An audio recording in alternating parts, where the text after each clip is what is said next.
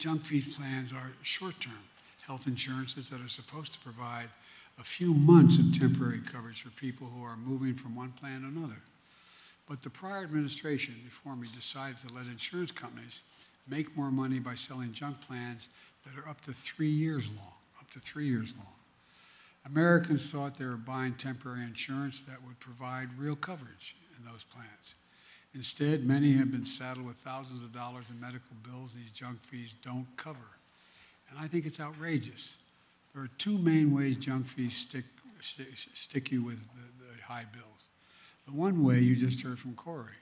He needed emergency surgery to get an appendix removed, but hidden in the fine print, his plan said it would only cover a fraction of the $37,000 the hospital bill was, even though he was paying his insurance premiums every month.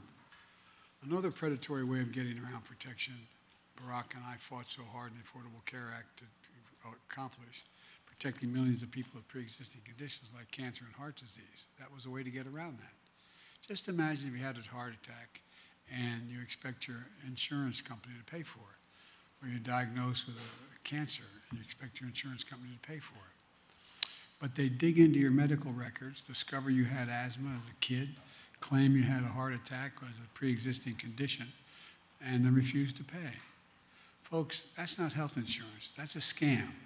That's a scam. It has to end. And folks,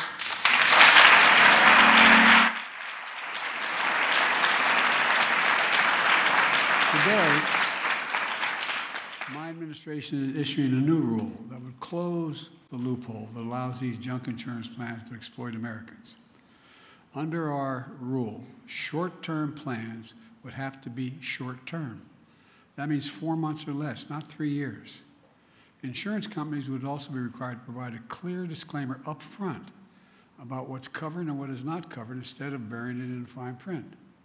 Second, we're cracking down on surprise medical bills, which I thought we had made some progress on. You've already heard stories about people who choose a hospital that's in their insurance network, and they get a surprise bill for thousands of dollars because the hospital assigned them an anesthesiologist who wasn't in their network, without them knowing that. In January 2022, we ended surprise medical billing, so hospitals that are in network can't send you a surprise bill for an out-of-network doctor that you did not choose or even know he was consulted. And over the past 18 months, we protected 1 million Americans every single month from these surprise bills. But these are bills that cost people hundreds of thousands of dollars. But get this, some health care providers are trying to get around the rule by putting in place the rule we put in place to prevent the surprise billings. The travel industry figured out how to charge customers $90 a night resort fees for hotels that aren't resorts. You think I'm kidding? Hospitals are trying to do something similar by using different designations to charge their higher out-of-network rates, or charging hidden facility fees for going to a doctor's office in a building owned by the hospital. And some hospitals are working with credit card companies to promote medical credit cards. Sounds good. Consumers can use these cards to borrow money to pay for the procedures and to get charged in the hospital, but they get charged higher interest rates as a result of that. It's wrong. It's wrong. Today, my administration is closing these surprise billing loopholes. Evading the law and playing games to charge patients outrageous prices has to end. It has to end.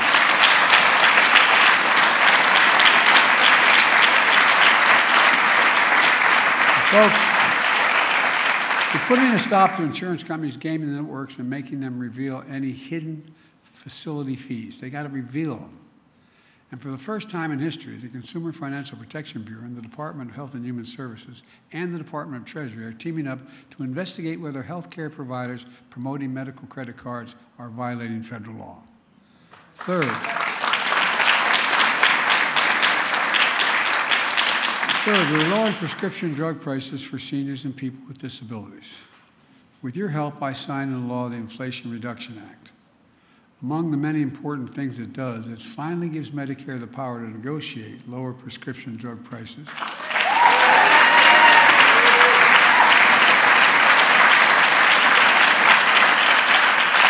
Like the Department of Veterans Affairs does now. We've been trying to get this done for decades. I don't know how many times I made this speech on the floor of the United States Senate. Many. Along with many others, but now. And this time we finally beat Big Pharma. Seniors on Medicare who are paying as much as $400 a month for insulin are now paying $35 a month. And I might add,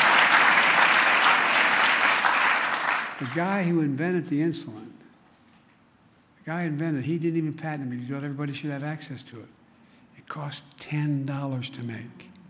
To packages made as high as $13. They're still making 3 times what it cost them.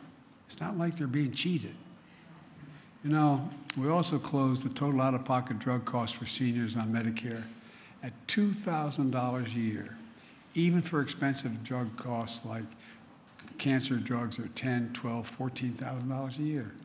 Today, the Department of Health and Human Services released a report showing that when these provisions go into effect, they don't go into effect until 2025, 1 in 3 Medicare beneficiaries, that's nearly 19 million people, will save an average of $400 a year.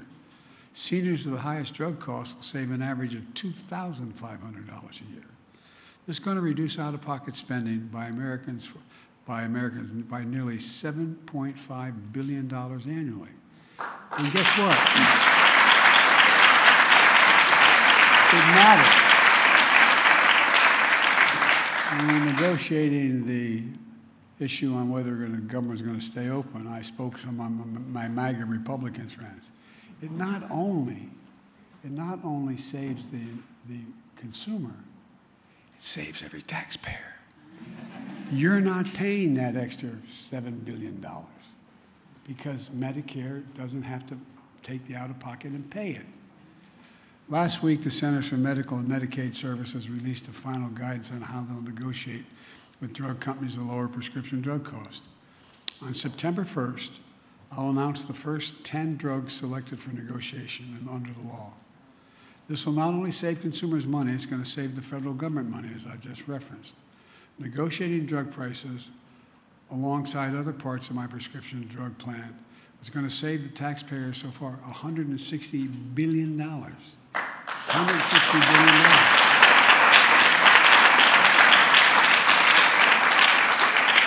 It lowers drug costs and prescription drugs, and it lowers the deficit. It lowers the deficit.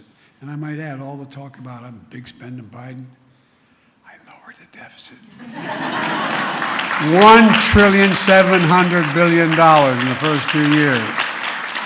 No one's ever done that. The last guy increased it by 40. Anyway, I won't finish. Well, that's Bidenomics in action. But guess what? Big Pharma doesn't want this to happen, so they're suing us to block us from negotiating lower prices so they can pad their profits while hardworking Americans foot the bill. But we're gonna see this through. We're gonna keep standing up to Big Pharma, and we'll also stand up to MAGA Republicans who've been trying for years to get rid of the Affordable Care Act. They've tried 70,000 times, I think.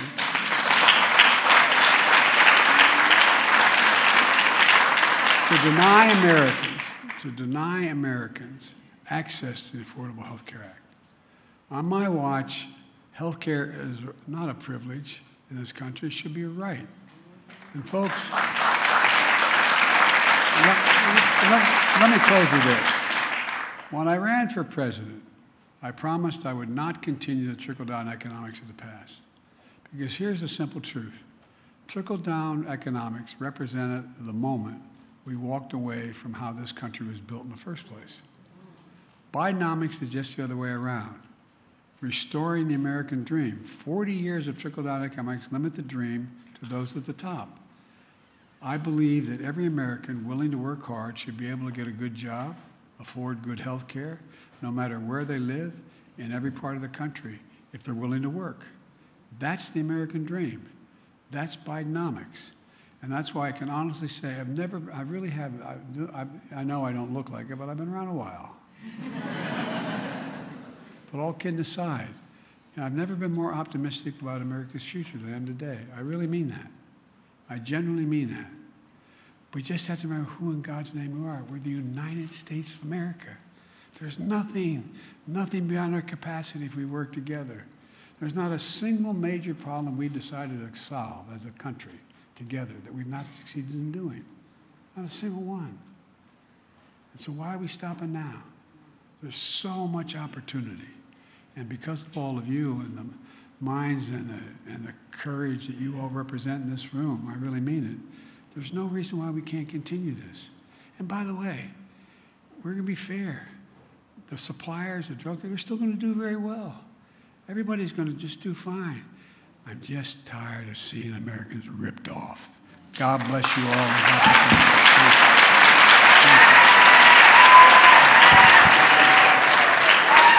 Distinguished guests, please remain in your seats as the President departs the East Room. Thank you.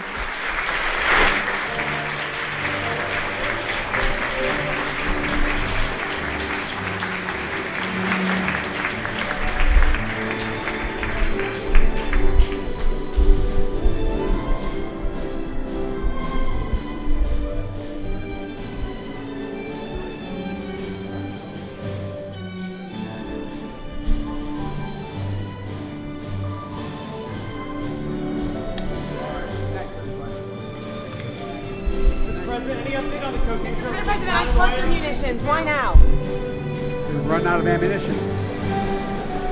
Running out of ammunition.